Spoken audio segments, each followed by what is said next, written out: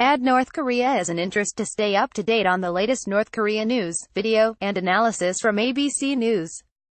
When President Donald Trump and North Korean leader Kim Jong Un meet in Singapore next month, assuming they can stay on track long enough to make it happen, they will have two very different agendas. Washington has set the bar for the summit extremely high: complete, verifiable, irreversible denuclearization. Pyongyang, meanwhile, has a pretty tall order of its own: the complete denuclearization of the Korean peninsula, with the precondition that the hostile policy of the U.S. toward their country must first end. For sure, bridging that gap will be quite a feat. Both leaders might well opt instead for a shiny object summit, a meeting that is heavier on photo ops and TV-friendly sound bites than on long-term change. But what if they really go for a deal? Here are a few of the possibilities they might explore, handing some over. Reports, albeit speculative and anonymously sourced, keep popping up that Kim may be willing to hand over several of his nuclear weapons as a sign of sincerity. As far as theatrics go, this would be hard to top. It would be a tangible, dramatic move that could happen very quickly, factors that would certainly appeal to the reality TV show side of Trump. It could even be big enough to earn him a shot at that Nobel Peace Prize he says everyone is talking about. Outlandish as it sounds, something like this was what National Security Advisor John Bolton had in mind when he suggested the Libya model as a good example for North Korea to follow. After Libya unilaterally decided to give up its fledgling nuclear program in 2003, planeloads of documents, equipment and even centrifuges related to the country's nuclear and missile programs were transported by U.S. military aircraft to the Oak Ridge National Laboratory in Tennessee.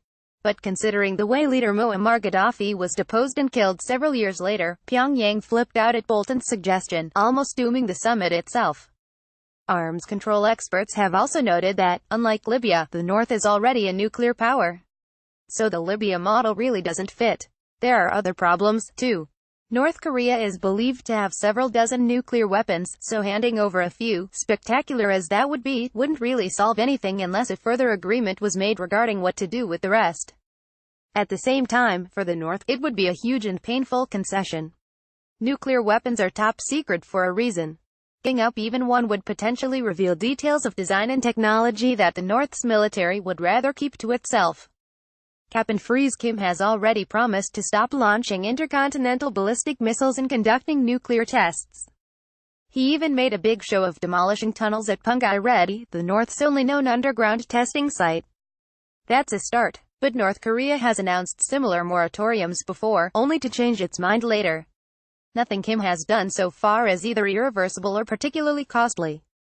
And the North hasn't said anything about launching shorter-range missiles, a big concern for U.S.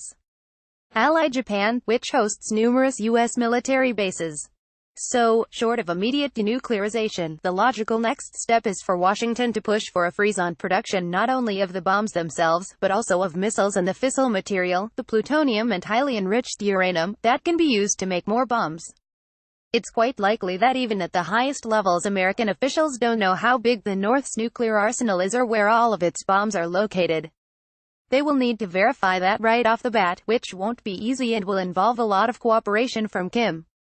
They will also need to work out a way to verify that the North isn't actively making more, another daunting task that will require monitors on the ground and a lot more transparency than Pyongyang is inclined to be comfortable with.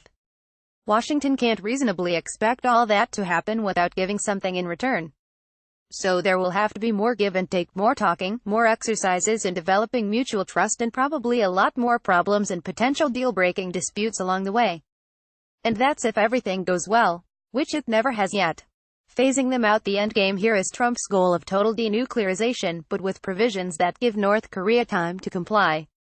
Nuclear physicist Siegfried Hecker and Robert Carlin, two of the top experts on North Korea's nuclear program and how to negotiate with Pyongyang, teamed up with another researcher, Elliot Serbin, to produce such a plan for the Center for International Security and Cooperation at Stanford University. Their roadmap, released on Monday, lays out 3 phases over 10 years. It starts essentially with cap and freeze in the first year, a rollback phase of 2 to 5 years, and finally, eliminating or setting mutually acceptable limits on what's left. Along with the steps Kim has already announced, the report suggests North Korea should front-load its efforts to demonstrate its commitment. Pyongyang could, for example, quickly disable its plutonium-producing reactor.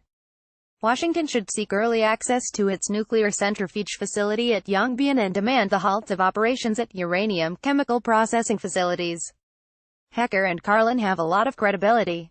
Hecker was director of the Los Alamos National Laboratory from 1986 until 1997, has visited the North 7 times and inspected its nuclear facilities firsthand. Carlin has worked as an analyst for both the State Department and CIA and is widely regarded as one of the top North Korea experts in the world. Ultimately, no matter what detours or bumps lie ahead, they believe a phased approach is the only realistic path forward.